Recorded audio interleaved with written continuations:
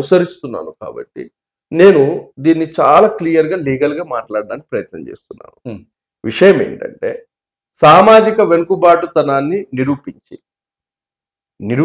సైంటిఫిక్గా నిరూపించి మీరు చేయాల్సింది ఏంటి, ఈ రోజు వరకు రిజర్వేషన్లను నోచుకోనటువంటి కులాలు ఏవైతే ఉన్నాయో వాళ్లకు మొదటి ప్రాధాన్యత ఇస్తూ మిగతా వాళ్లకు రెండవ ప్రాధాన్యత ఇవ్వాలి. సుప్రీంకోర్టు అదే చెప్పింది.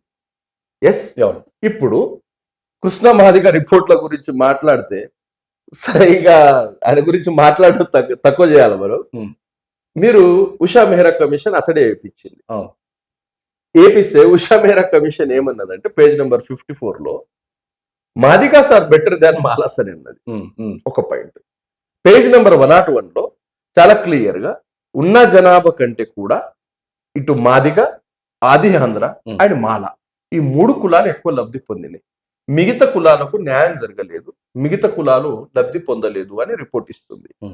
సుప్రీంకోర్టు డైరెక్షన్ ప్రకారము మాదిగలు ఇప్పుడు ఏ స్థానంలో ఉంటారు? వర్గీకరణలో టాప్ లో ఉంటారు.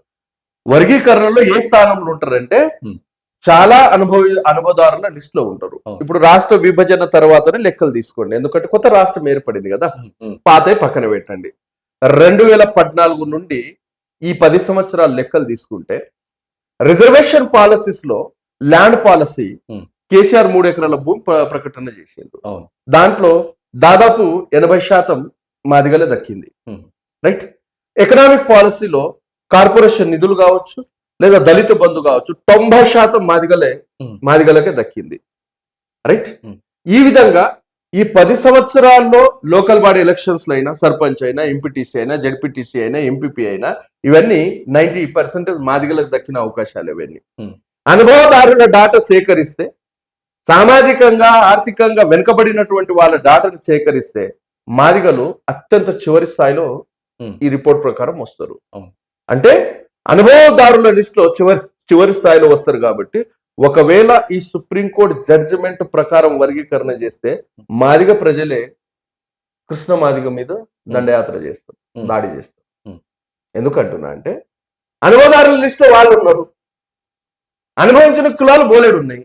ఇక మిగిలిన కులాలతో ఏదైతే ఆయన ప్రెస్ మీట్ లో ఆయన వ్యాఖ్యలు చేస్తున్నాడో, జస్ట్ ఆర్ఎస్ఎస్ బీజేపీ ఎజెండాలో భాగంగా ఇప్పటివరకు జరిగిన ప్రెస్ మీట్లన్నీ కూడా సామాజిక సామరస్యత వేదిక అనే సంస్థ, ఆర్ఎస్ఎస్ అనుబంధ సంస్థ, అతడు అప్పాల ప్రసాద్ పెట్టిన డబ్బులే. ఆ డబ్బులు ప్రెస్ మీట్ పెట్టడం కాదు, అక్కడ వస్తున్నటువంటి నాయకులకు కూడా తాయిలాలు వస్తున్నాయి. ఈ 1,00,000 డబ్బులు 1000 గొంతులు ఏదో కార్యక్రమం నడిచిందో అక్కడ కళాకారుల నుండి అందరికీ కూడా లెక్కల ప్రకారం డబ్బులు వంచడం జరిగింది. అంటే ప్రూఫ్ ఉందా? ఎందుకంటే నేను రేపు ఈ క్వశ్చన్స్ కూడా వాళ్ళకి అడుగుతాను. బోలెడు ప్రూఫ్స్ ఉన్నాయి. వాస్తవానికి ఏంటంటే కొన్ని నాకు సంబంధాలు ఉంటాయి, హైందవ సంఘాలకు సంబంధాలు ఉంటాయి కదా. నా ఉద్యమం అనేది ఫిలాసఫికల్ ఉద్యమం, వ్యక్తిత్వ ఉద్యమం కాదు కదా, మానవ సంబంధాలు ఉంటాయి.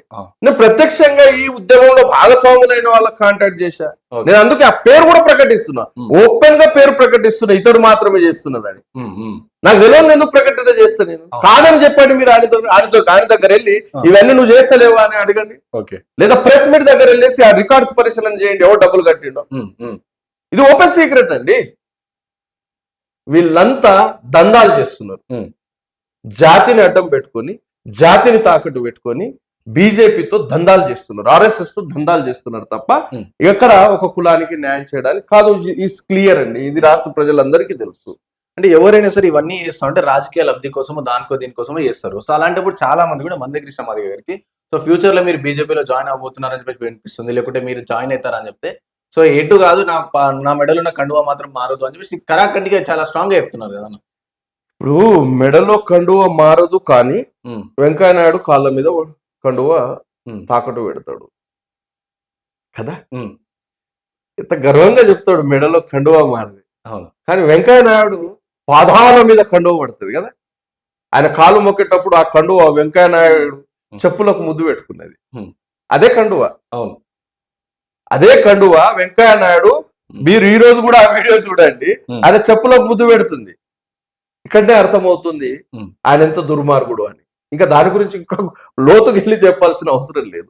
బీజేపీ ఆర్ఎస్ఎస్ ఎజెండాలో భాగంగా మాత్రమే ఇతడు పనిచేస్తున్నాడు తప్ప కండువా మారది, పార్టీ మారది. సినిమాలో బోలే డైలాగ్ కొడుతున్నాడు బాలకృష్ణ, అవన్నీ నిజమా? నిజమా? కాదు. లేదు, టీవీలో యాడ్ వస్తుంది ఫెయిర్ అండ్ లవ్లీ పెడితే తెల్లగా అవుతా అని. యాడ్ నమ్మి నేను ఫెయిర్ అండ్ లవ్లీ పెడితే తెల్లగా అవుతున్నాడు కావచ్చు, అయిననా? సేమ్ ఈయన యాడ్ లాగా లేదా ఆ డైలాగులు లాగా ఈయన బొచ్చ డైలాగ్ చెప్తాడు. వ్యక్తిగత చరిత్ర మాత్రం ఈయన పద్మశ్రీ ఇవ్వడానికి కూడా ఎలిజిబిలిటీ లేదు. సో కేవలం ఇప్పుడు ఈ వర్గీకరణ నడుస్తుంది కాబట్టి బీజేపీ అట్లా ఇచ్చొదిలేసింది. అతని చరిత్రను రొమాంటిసైజ్ చేస్తుంది. రొమాంటిసైజ్ చేయడం అంటే తెలుసు కదా, లేని దాన్ని ఉన్నట్టు ఊహాత్మకంగా అతని మీద ఆ చరిత్ర నిర్మాణం చేయడం. అంత వ్యక్తిత్వం ఉన్న మనసేం కాదు ఆయన. ఇక అది చేసిండు, వృద్ధులకు పెన్షన్ ఇచ్చిండు. చెప్పడానికి ఆయనకన్నా బుద్ధి ఉండాలా, వినే ప్రజలకైనా బుద్ధి ఉండాలండి. వృద్ధులకు పెన్షన్ ఎప్పుడు వచ్చింది? ఈ దేశంలో మొట్టమొదటి దళిత ముఖ్యమంత్రి దామోదరరావు సంజయ్ తన ఊరికి వెళ్ళినప్పుడు తన తల్లి అక్కడ కట్టెల పొయ్యి మీద కుండలో వంటలు చేస్తున్నప్పుడు అక్కడ ఉన్నటువంటి పరిస్థితులు చూసి ఆమెకు ఓ 200 రూపాయలు ఏమో ఇవ్వడం జరుగుతుంది. అమ్మ, నువ్వు ఇప్పుడు కష్టపడకు, వేరే దగ్గర పనులకు ఏమెళ్ళకు, నిన్ను నెలకి ఇస్తా అంటే, నాకు ఒక్కడికి ఇస్తావు బిడ్డ, నువ్వు ముఖ్యమంత్రివి, మరి నాలాంటి ముసలోళ్ళ పరిస్థితి ఏంటంటే, అప్పుడు ఇమ్మీడియట్ గా ఆయన ఒక నిర్ణయం తీసుకొని వృద్ధులకు పెన్షన్ పద్ధతి ఆయన కనుక్కున్నది. ఇతడేమో డబ్బా వేసుకుంటాడు, నేను పోరాటం చేస్తే వచ్చింది. ఇతనే కాదు, కేంద్ర మంత్రి కిషన్ రెడ్డి కావచ్చు, బండి సంజయ్ కావచ్చు, వాళ్ళందరూ రేవంత్ రెడ్డి కూడా చెప్తారు కదా, వాళ్ళకి అవసరం అండి చరిత్ర. అతడి చరిత్రను ఎంత రొమాంటిసైజ్ చేస్తే బీజేపీకి అంత లాభం కదా. ఇలాంటి బోలేడు ఉన్నాయి. ఇప్పుడు పిల్లల గుండెకాయ దాని గురించి ఇంకా లోతుగా మాట్లాడితే ఇంకా దారుణం ఉంటదండి. రోడ్డు మీద ప్రదర్శన చేస్తే రాలేదు అది. ఆల్రెడీ వైఎస్ రాజశేఖర్ రెడ్డి ఈయన బ్లాక్ మెయిల్ చేయడం, వైఎస్ రాజశేఖర్ రెడ్డి ఆ నిర్ణయాలు ఉన్నాడు. ఈయన చెప్తే కాదు, అసలు కార్పొరేట్ లో వైద్య విధానము ఏదైతే వాళ్ళు స్కీమ్ ఇచ్చిండ్రో, ఏం స్కీమ్ అది? ఆరోగ్యశ్రీ. ఆరోగ్యశ్రీ అనేది అత్యంత ప్రమాదకరమైన పథకం అండి. ఎందుకంటే ప్రజా ఆరోగ్యం ప్రభుత్వం చూసుకోవాలి. కానీ ప్రభుత్వం ఏం చేసింది? వాళ్ళ కులాలకు దోపిడీ చేసి, ప్రజాధనాన్ని దోపిడీ చేసి, వాళ్ళ కులాలకు సంబంధించిన హాస్పిటళ్లకు ఆ ప్రజాధనాన్ని దోచిపెట్టడానికి లీగలైజ్ గా లైసెన్స్ ఇచ్చింది. ఆ దోచిపెట్టడానికి లీగలైజ్ లైసెన్స్ కొరకు ఉపయోగపడ్డది ఈ మంద ఏలియా. చదువు లేని వాళ్ళ ఉద్యమాలు అట్లా ఉంటాయి. నాలాంటి వాడి కంటే అట్లా చేస్తావు? ఆరోగ్యం అని, ప్రజా ఆరోగ్యం అనేది ప్రభుత్వం బాధ్యత కాబట్టి అదే డబ్బులతో ప్రభుత్వ ఆసుపత్రులను బాగు చేయని చెప్పేటోడు. చదువులేదు కాబట్టి ఆయన అట్లనే చేస్తాడు. అదేం గొప్ప ఉద్యమం కాదండి. సో అన్న, మీరు ఇన్ని చెప్తా ఉన్నారు మీరు, అంటే కానీ పబ్లిక్ అంటే ఇప్పుడు మీ సామాజిక వర్గం కావచ్చు, ఇతర సామాజిక వర్గాలకు కావచ్చు, ఇవన్నీ అర్థం కావాలంటే పదే వాళ్ళకి చెప్పాలి. ఎందుకంటే ఇప్పుడు మీరు అంటున్నారు మందకృష్ణ మాదిగ పదే ప్రెస్ మీట్ పెట్టి వాళ్ళందరూ చెప్తారు, అందరూ కూడా అదే అనుకుని వాళ్ళతో ఉన్న వాళ్ళు అందరూ కూడా ఓకే నిజమే అని చెప్పేసి అంటారు. సో మీరు ఎందుకు చైతన్యం చేయలేకపోతారు? మీ కులాలకు సంబంధించి వాళ్ళు ఎందుకు కూడా బయటకు వచ్చి మాట్లాడట్లేదు? అంటే ఇంతవరం జరుగుతుంది. వాస్తవానికి మాలల్లో ఒక వీక్నెస్ ఉందండి.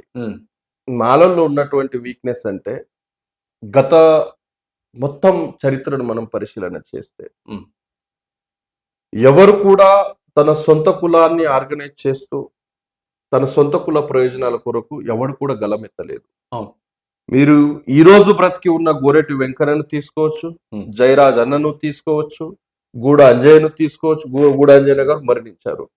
గద్దరన్నను తీసుకోవచ్చు, బొజ్జ తారకం గారిని తీసుకోవచ్చు, కత్తి పద్మారావు గారిని తీసుకోవచ్చు, బోయి భీమన్న గారిని తీసుకోవచ్చు.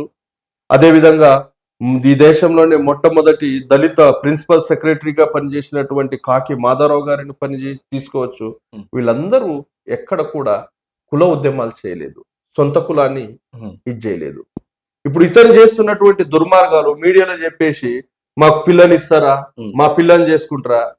ఈ దేశంలోనే అతి గొప్ప సేవలు అందించినటువంటి ఒక ఐఏఎస్, ఒక ప్రిన్సిపల్ సెక్రటరీగా ఎదిగినటువంటి కాకి మాధవరావు తన 2 అమ్మాయిల్ని మాదిగలకు ఇచ్చాడే.